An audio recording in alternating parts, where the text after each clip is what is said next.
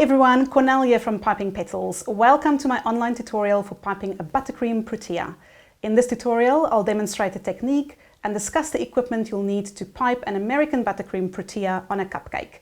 If you would like to know how to prepare the colors used or how to fill your piping bags with multicolored effects, please refer to my Working with Colors online tutorial. Let's get started. The protea is very close to my heart because it is the national flower of South Africa, and they come mostly in shades of pink and red. So today we're going to make the king protea in a dark pink. You're going to use 3 nozzles for this. The Wilton 12, which we use for the center, just to build up a base to work from. The Wilton 2, which we've just used for the stamen of the anemone. We're going to use it for the stamen of a protea in the middle. And then the Wilton 366, which is the big version of your leaf nozzle. And that's going to be for your outside petals around the protea. So let's start. Wilton 12, which is just a round tip. So we're going to start just off the edge of your cupcake case, so not quite on the edge because you want to leave space for the petals of the protea at the edge. So just off the side of the case, we're going to start and literally just make a blob. You'll find I like to use the word blob. There is not a lot of technique involved in this, you just need to get a blob. A bit of a cone shape, just try to be as even as possible. There we go. Put that to one side. The detail really comes with the Wilton 2. And this is a bit of a time-consuming one. So a protea is quite well known for the center detail where they've got lots and lots of, it looks like little hair that forms the center of your protea. So you're going to use the Wilton 2 and we're going to start making the stamen that lies on top of the center. And it is literally starting from the top and we're going to work our way down. So just go around in a circular motion. The protea does actually have a little centerpiece like that that's standing up in the air. So we've now done the first circle, so now we're just going down a level and you continue doing exactly the same thing, piping your stamen but letting them end just short of the previous level.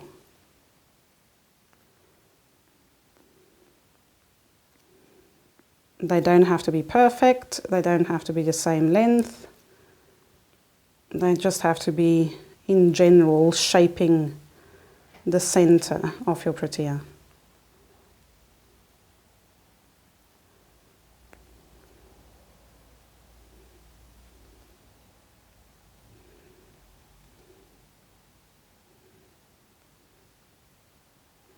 Okay, that was the second layer.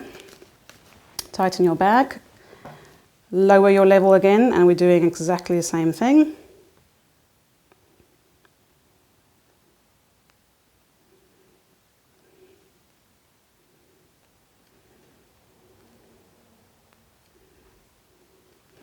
Okay, we're going to go and drop a level again, and then we're almost done with the stamen.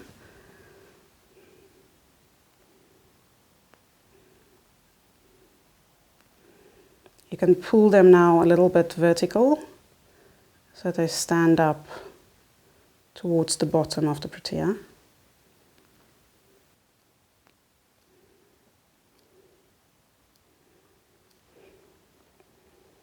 Okay, I'm quite happy with that. So that's your center of your protea. It takes a bit of work, but it's worth it.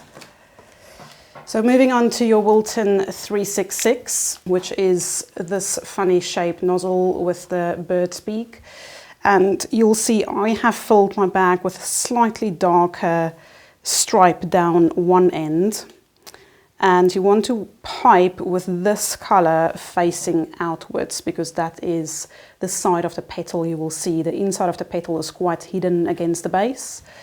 If you want to know how to fill your bags like this, please refer to my Working with Colours online tutorial.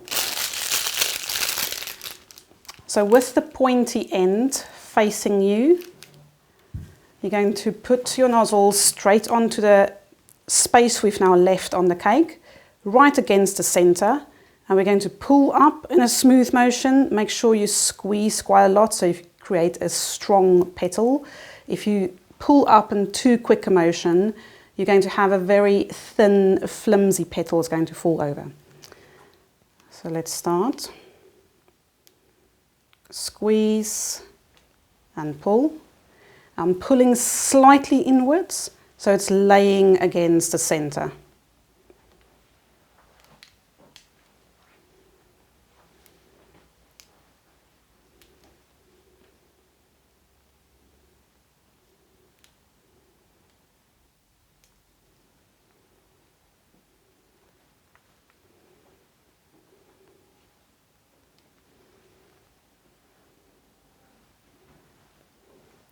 You will be pulling some of your stamen as well, don't worry about it.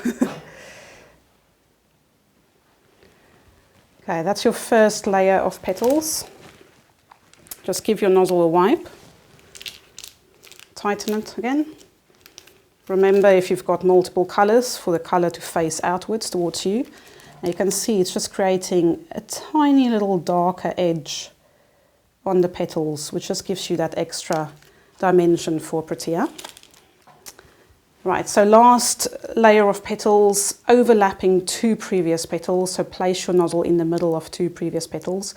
We're going to do a shorter, fatter petal that's not quite as high as the previous one, maybe about halfway up.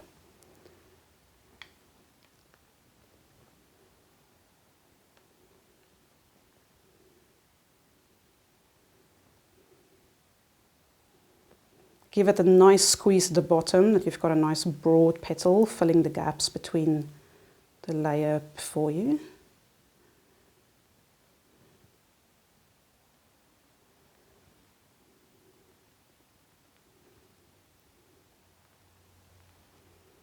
And the last one. There we have it. A beautiful Protea with a fluffy center in the middle. I hope you've enjoyed this tutorial. You can also subscribe to my Blooming Bakes YouTube channel for complimentary videos on how to make the best American buttercream for piping flowers, as well as cupcake recipes and lots more. See you soon.